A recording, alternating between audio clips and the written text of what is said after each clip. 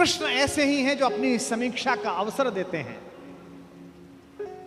हस्तिनापुर के दरबार में खड़े हुए कृष्ण, जिनकी भगवत्ता के विषय में स्वयं जानते हैं द्रोणाचार्य, स्वयं जानते हैं पितामह भीष्म, स्वयं जानते हैं धृतराष्ट्र, उसके बाद भी वो भ्रम पैदा करते हैं कि मुझसे युद्ध किया जा सकता है, मुझे बांध सकता है। क्योंकि दुर्योधन को वह दुर्बुद्धि का संकेत देने की क्रिया भी भगवान की है।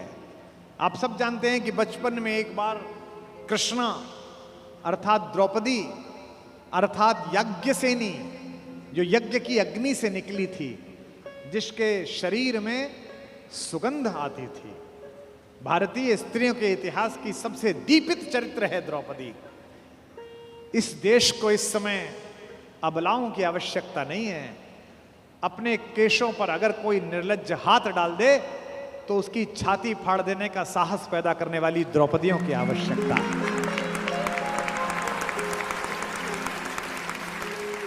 भगवान यूं तो शांति लेने के लिए गए थे।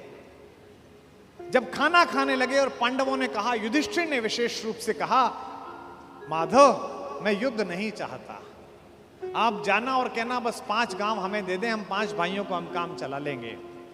माधव ने कहा, बड़े भैया जो आपने कहा है वही होगा। लेकिन माधव तो युद्ध ही चाहते थे। माधव चाहते थे कि एक बार निरंकुश शासकों के छोटे छोटे राज्य विगलित हों और एक अखंड विश्व में अखंड भारत का निर्माण हो, भारत की एक अखंड श्रृंखला का निर्माण हो।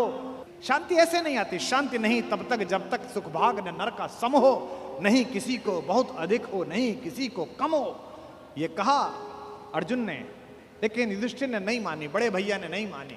ये जो बड़े भैया लोग होते हैं बड़े शांतिपूर्ण होते हैं। शांति शांति शांति। हर घर में कुछ युधिष्ठिरों की आवश्यकता भी है, लेकिन हर घर में ऐसे लोगों की आवश्यकता है कि अगर कोई निर्लज्ज कुलवधू के आंचल पर हाथ डालने की कोशिश करे तो वो बिना बड़े भैया से पूछे अपना गांडीव उठा ले और अपनी गदा उठा ले। ऐसे लोगों की आवश्यकता है। और समय पर ये गांडीव और गदा नहीं उठे तो मान लेना कि समाज में महाभारत प्रतीक्षा कर रहा है। पृथ्वी लाशों से पटेगी, कोई नहीं रोक सकता।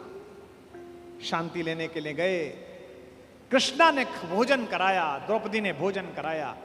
भोजन कराने के बाद निर्वासन की कुटिया से कृष्णा बाहर आई और हाथ धुलाने लगी माधव के। तो उसने कान्हा से पूछा कि कान्हा, याद है तुम गर्मी की छुट्टी में हमारे घर आए थे? कृष्ण ने कहा, याद है कृष्णा, तुम मुझसे चौसर में हार गए थे।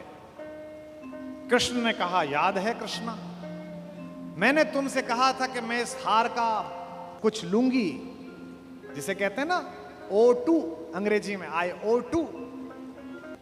तो द्रौपदी ने कहा, कृष्णा ने कहा, You owe to me, तुम्हारा मुझ पर उधार है। एक वादा उधार है, एक कसम उधार है, एक शपथ उधार है। और वादा कैसे तोड़ देते, वचन को कैसे भंग कर देते कृष्ण? क्योंकि मैंने पहले भी बताया था कृष्ण कुछ अलग नहीं है। कृष्ण भी तो उसी खानदान का कंटिन्यूएशन है जो ये कहता है कि रघुकुल रीति सदा चली आई, प्राण जाई पर वचन न जाई। भी तो वही है, बस सूर्य से चंद्र में आए हैं, इतना ही तो हुआ है। मुस्कुराते हुए कृष्ण ने कहा, मांग क्यों मांगती है, आज क्यों मांगती है? बोले यही समय है। हस्तिनापुर क्यों जा रहे हो? कृष्ण ने कहा, अरे अंदर बात नहीं सुनी, बड़े भैया कह रहे थे शांति लेने जा रहा हूं, जाओ शांति लेके आओ। द्रौपदी ने कहा, तुम्हें उस हारी हुई बाजी की शपथ देती हूं, युद्ध लेकर लौटना। यह तो कृष्ण को पता ही था कि युद्ध मिलेगा, लेकिन शठ को, मूढ़ को, दुष्ट को अंतिम समय तक समझाना आवश्यक है, ताकि विश्व भर को, समाज को संदेश जा सके कि यह तो पिटने का ही अधिकारी था। किसी मूर्ख को, किसी जड़ को, किसी पापी को, लगातार बदतमीजी करने वाले किसी व्यक्ति को आपको पता हो और आप सड़क पर पीट दो तो 4 लोग उसके समर्थन में खड़े हो जाएंगे, क्यों इस भले आदमी को मार रहे हो? लेकिन वो लगातार बदतमीजी गली में करे, मोहल्ले में लगातार गुंडई करे, उससे पूरा मोहल्ला परेशान हो, और एक दिन कोई लड़का जिसकी जवानी ठीक से फूटी हो, वो पकड़ के उसे थपड़िया दे और छाती पे घुटना रख के बैठ जाए, तो लोग कहेंगे सही पिटाई हुई इसकी, ऐसी योग्य था। दुर्योधन पिटना है, दुर्योधन की मृत्यु तय है, ये तो तय है। लेकिन कृष्ण जगत को भी बताना चाहते थे। महाकवि दिनकर कहते हैं वर्षों तक वन में घूम घूम, बाधा विघ्नों को चूम चूम, सह धूप घाम पानी पत्थर, पांडव आए कुछ और निखर, सौभाग्य न सब दिन सोता है, देखें आगे कब हो। मैत्री की राह बताने को, दुर्योधन को समझाने को, सबको सुमार्ग पर लाने को, भीषण विध्वंस बचाने को भगवान हस्तिनापुर आए, पांडव का संदेशा लाए। दो न्याय अगर तो आधा दो, दो न्याय अगर तो आधा दो, पर इसमें भी यदि बाधा हो तो दे दो केवल 5 गांव, रखो अपनी धरती तमाम, हम वही खुशी से खाएंगे, परिजन पर आसी न उठाएंगे।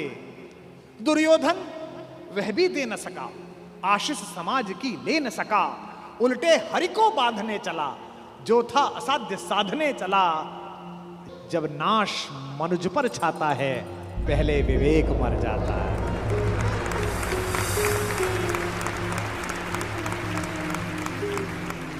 जब नाश मनुज पर छाता है, पहले विवेक मर जाता है। हरि ने भीषण हुंकार किया, अपना स्वरूप विस्तार किया, डगमग डगमग दिग्गज बोले, भगवान कुपित होकर बोले, जंजीर बढ़ाकर साध मुझे, हाँ हाँ दुर्योधन बांध मुझे। यह देख गगन मुझ में लय है, यह देख पवन मुझ में लय है, मुझ में विलीन झंकार सकल, मुझ में लय है संसार सकल। अमृत फूलता है मुझ में, संघार झूलता है मुझ में, उदयाचल मेरा दीप्त भाल, भूमंडल वक्षस्थल विशाल, भुज पर बंद को घेरे हैं, मैनाक मेरु पग मेरे हैं, दीप्ते जो ग्रह नक्षत्र निखर, सब हैं मेरे मुख के अंदर।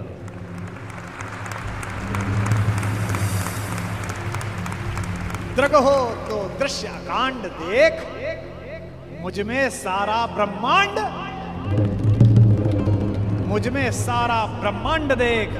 चर अचर जीव जर अक्षर अक्षर, नश्वर मनुष्य सुरजात अमर, शतकोट सूर्य शतकोट चंद्र, शतकोट सरत सरक्षिद्र मंद्र, शतकोट विष्णु ब्रह्मा महेश, शतकोट विष्णु जलपति धनेश, शतकोट रुद्र शतकोट काल, शतकोट दंडधर लोकपाल, जंजीर बढ़ाकर साध मुझे, हाँ हाँ दुर्योधन बांध मुझे।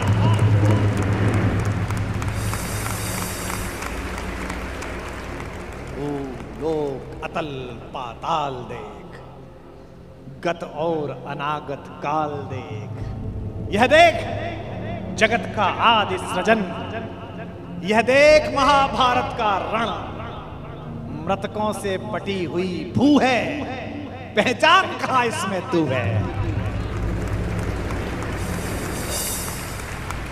अंबर में कुंतल चाल देख, पद के नीचे पाताल देख, मुट्ठी में तीनों काल देख, मेरा स्वरूप विकराल देख। सब जन्म मुझी से पाते हैं, सब लौट मुझी में आते हैं। जिह्वा से कड़ती ज्वाल देख, सांसों से पाता जन्म पवन, पड़ जाती मेरी दृष्टि जिधर, हंसने लगती है सृष्टि उधर।